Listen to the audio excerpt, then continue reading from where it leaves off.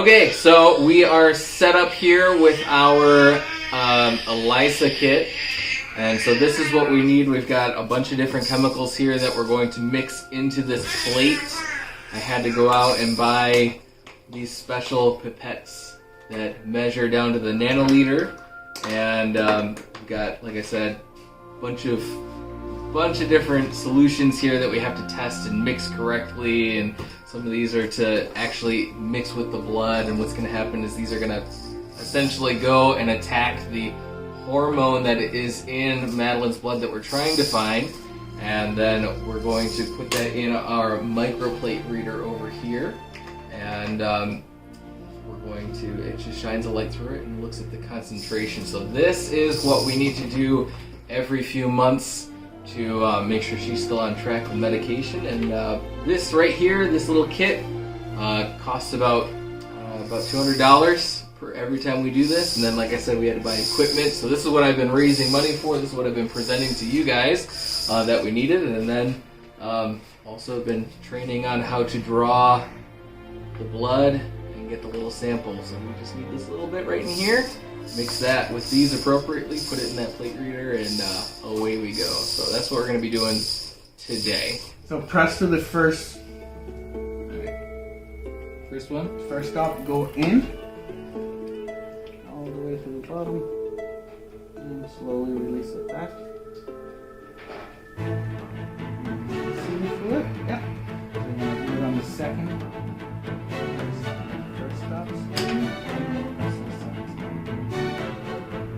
Okay. I'm going to repeat that.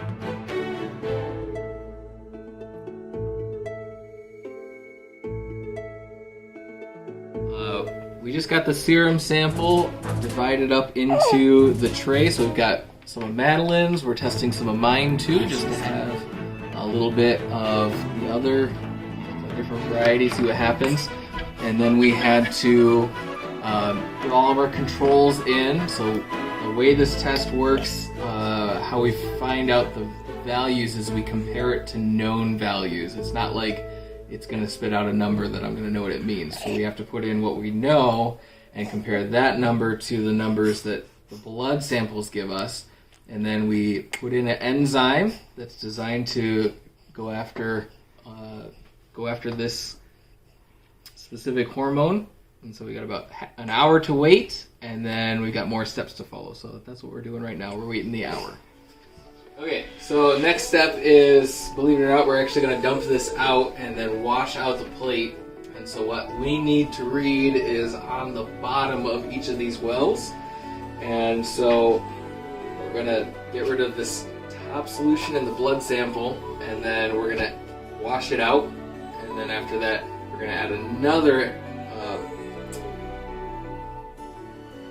liquid. What was it? Substrate? Yes. And we're going to add the substrate to it, and that will help us get our result. And it's going to have to sit for a while after that. So first, decant. Nice. And then go through and rinse it.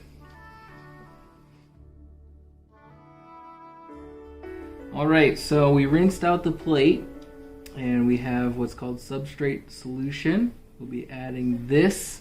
Hopefully our specimen is sitting on the bottom of each of these little wells. And so we're adding our last reaction juice, if you want to think of it that way, our last chemical to this. And then we'll let that sit for 30 minutes, and we'll be able to run it through the microplate reader and get some results. Samples have reacted to the substrate solution, so now we have color. So this is actually what's going to get read by the microplate reader. It's the wavelength that is given off by this color here.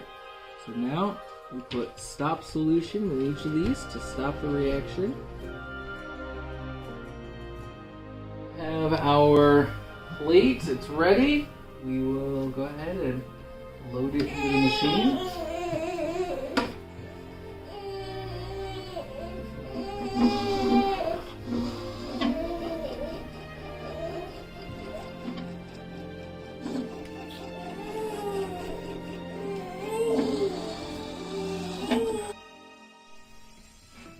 So we did run everything and struggled through graphing it. Surprisingly difficult to make a graph apparently, but we got it graphed out. And on this curve, how we read this is we read where her values are on this curve, and we correlate it to the concentration numbers. So from what I can tell from this, she is in acceptable ranges, which is what we're going to expect from the Quest diagnostic that we did today from the same sample. So we'll wait a couple days, maybe a week or so, and get that information back, and we'll see how accurate this is. We are expecting this method to be about 11% higher than what a professional lab is going to do, but that is fairly consistent, and it's a known value, so we can accommodate that in our math as we go. So all in all, seems like it was a success. Definitely there were some outliers in the data, or some things that were skewed way up or way down, or something that they shouldn't be, but they were so obvious that it was easy to take them out and account for it. So yeah, seems like we'll know more once we get the test back from Quest, but seems like a viable test from Madilenne, so we're happy about that. And it took like 4 hours to get to this point. It's crazy. That's insane. So, all right.